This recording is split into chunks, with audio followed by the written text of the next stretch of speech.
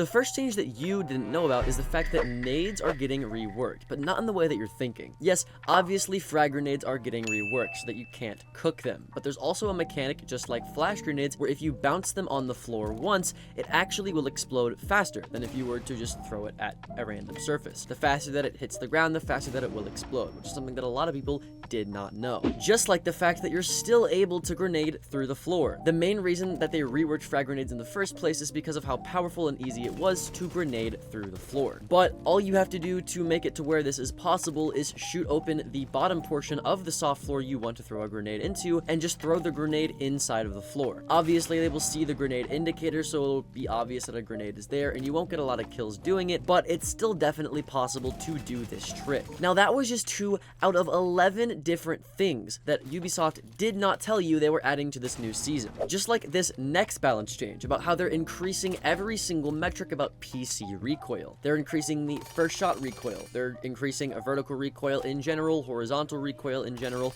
and overall with every single gun, they're just increasing recoil. And again, this is specifically for PC, so as a console player, you will not have to deal with this. In my opinion, this is to counteract the 1.5 meta that has been rampant throughout these past 2 years. It's making it to where PC players have a little bit of a harder time being good, and it gives a higher skill ceiling to most people that were just destroying people with the 1.5 times scope. Overall, I think we're going to see a difference in meta, just like this insane Maestro change that they did not tell you, where they're buffing Maestro by giving him 3 evil eyes. He doesn't only have 2 cameras now, he actually has 3, which is actually insane for Maestro because all it took to counter Maestro was 1 set of frag grenades or an Ash player. With 3 evil eyes, they need to have at least 2 people coordinated enough to destroy every single camera, which is very, very good for Maestro. Not only did they buff Maestro by giving him an extra camera, but they also made it to where the cooldowns on his cameras are way less severe. It makes it to where you're able to zap people for longer. The cooldown between the zap overheat is actually less, and many other cooldowns that you can go read up on when they actually release the patch notes day of. Not only did they buff certain operators like Maestro, but they also nerf certain operators like Mira. How did they do this? Well, they make it to where any explosive that detonates on the other side of the wall that it was deployed on can destroy the Mira by destroying the canister on the other side of said Mira. The only 2 operators that are able to do this are Ash and Kali, because Ash and Kali both deploy on one side of the wall and explode on the other side of the wall. A lot of people didn't know this about Ash because you only use her for soft destruction,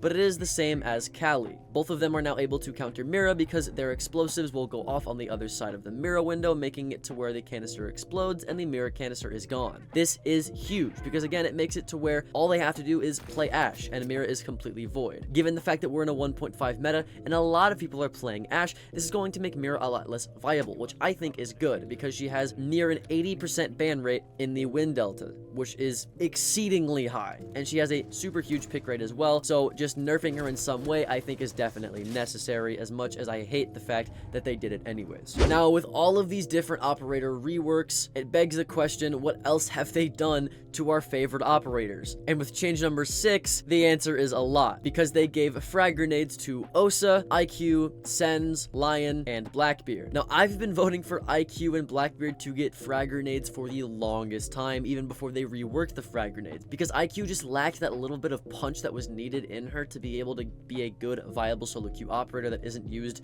just to counter Valkyrie. And Blackbeard was just a terrible operator that needed something better than EMP grenades and claymores, and now they both have that. But the fact that they're giving it to Osa is insane to me because she's already super strong. They are, in case you're curious, replacing the smoke grenades with the frag grenades, so she still has EMPs too. They're also giving, like I said, frag grenades to Sens and Lion, but with the frag grenade rework, I don't think it's going to be as much of a big deal as I might have been making it out to be in the past 30 seconds of this tip. But like I said, still an insane change. You know what else is an insane change? Defender AI. AI in general has been sweeping the world, and especially the video game world, as of this recent year, and they're implementing it into C. They're making it to where you can go against Defender AIs, and the way that these AIs work is they're pulling in data from actual defenders in game that are being played by players. players, so they're going to play like players. Now, it learns as it goes and plays more people, so it's gonna start out really weak, but as the season gradually goes on and the year gradually goes on, these AIs are going to be very, very good. But this isn't actually the change that they didn't secretly tell you about. The change they didn't secretly tell you about was the fact that they took out T-Hunt and replaced T-Hunt with the Defender AI playlist that we just talked about. A lot of people don't know this, but I think this is actually crucial because I loved to use T-Hunt as a way to practice aiming head level, and now with Defender AI, I don't get to have this anymore. Now, you may be saying that Defender AI can replace this, but that's just not the case. Having a dummy that's able to stand there and take headshots without shooting me back and me having to worry about utility is very good if I want to get used to aiming head level consistently, which is what I use T-Hunts for in my warm-up routine. I think this is a very, very bad change, at least to me. But you know what is a really good change I didn't tell you about? The fact that they removed Stadium Bravo from ranked. I mean, thank God they did this. I think out of every single map, Stadium Bravo was the worst map by far. People may not agree with me on that. I've made map tier lists about how I think this is the worst map ever made, and I stand by that. So the fact that they actually took it out of the game is outstanding, or they at least took it out of ranked. But you know what they added to ranked? The fact that you can lean while ADS on console now. So a lot of people know that controller remapping is happening. This happened with Fortnite, so if you know about it, you know it's pretty good for controller players. But this essentially means that you can remap your keybinds on your controller if you want to have different keybinds for different things. This allows you, if you have the bumpers on the underside of your controller, to be able to lean without necessarily having to ADS first. Now, this isn't actually a super useful change, it's just not going to get you any kills, but seeing PC players able to do it as a controller player kind of makes you jealous, so now that you're able to remap your controls on controller, you can do this mechanic, which is pretty cool, and you can do a lot of other things that come with controller remapping as a whole. Speaking of being able to do a lot of things you weren't able to do before, let's talk about the 10th tip that Ubisoft didn't tell you they added, which is the shield rework. Now, of course, when the actual timeline came out for the new year 8 year, they talked about the shield rework, but since then, they haven't talked about what they're going to be doing with it, or if they're even going to still do it in year 8 season 4. But they are actually going to do it. This makes it to where you're not just un-ADS shooting behind a shield and hoping that you get a lucky headshot. Instead, your gun actually stays behind your shield, and you're able to look left and right without actually having to move your shield. So you're able to check your surroundings without exposing your shoulders or your legs or your back. This is really good for Monty and Blitz players specifically because of the fact that a lot of the times Monty is used as an information operator, so you have to look around a lot. And I kill a lot of Monty players because they're trying to look around and be a good teammate, and they expose their shoulder, they expose their back. It's happened to me many times too. So now as Monty, you don't have to worry about that at all. Same thing with Blitz,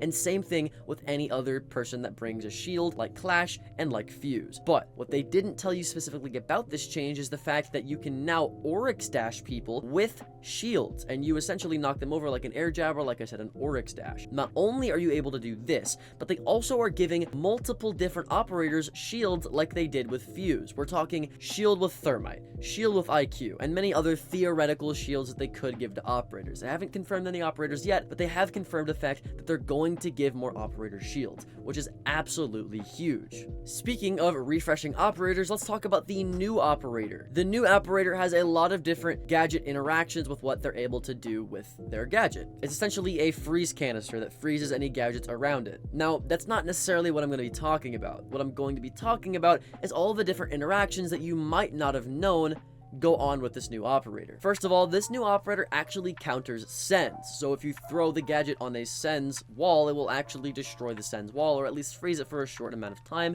so that you don't have to worry about it. The same thing goes for claymores, due to the fact that this gadget actually works through hard walls. We know it works through soft walls, we know it works through reinforcements, but it can actually go through hard surfaces that can't be destroyed by anything. So if you want to run out a window, you can throw this gadget on your side of the window and it will go through the brick wall that you can't shoot or destroy to freeze the claymore so you can run out. It makes it to where impact grenades and mute jammers aren't the only thing that you can use to run out on people, which is actually pretty cool. Not only this, but it also counters gridlock, but not all that well. It makes it to where if you throw it on the gridlock device as it's activating, it will stop the gridlock device from activating, but the device still does damage, and after your device completely runs out of its duration, the gridlock device will continue to spiral out. So it's more of a pause rather than a complete destroying of Gridlock's gadget. Not only this, but it also has some weird visual interactions with some certain operators. The fact that it can freeze Callie and Glaz's scope and make it a little bit harder for them to see, but also doing the same thing to shield operators like Monty,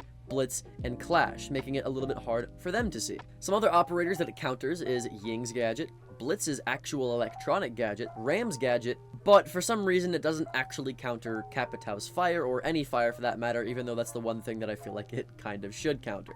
And lastly for this gadget, but definitely not worth overlooking, is the fact that it actually won't freeze and destroy anything on the other side of a wall, making it to where bandit tricking is still just as difficult. One of the staples of the new operator being released was the fact that you could use it with Bandit Orcade to help with Bandit Orcade tricking. But the thing about it is this freezing gadget won't actually destroy the thing on the other side of the wall. You still have to have a Bandit Orcade to destroy it after they froze it. Now, this does give them a lot of time to react, sure. But the fact of the matter is that your freezing device not only freezes the hard breach, but it also freezes any electricity from running on the wall, meaning that Bandit and Cade can't place their gadget on the wall until your gadget is gone. Well, they can place it, but it just won't work. You get the idea. So it gives them time to react, but it still doesn't work, so it's a little bit of a double-edged sword. The same thing goes for Nitro Cells or any other Defender gadget. It's a pretty double-edged sword, so honestly, I wouldn't even recommend running this operator until they buff them in some way. But with that being said, that's it for the video. My name's Alka, and check out this next video where I go over 5 tips that you need to be using on Oregon. Later.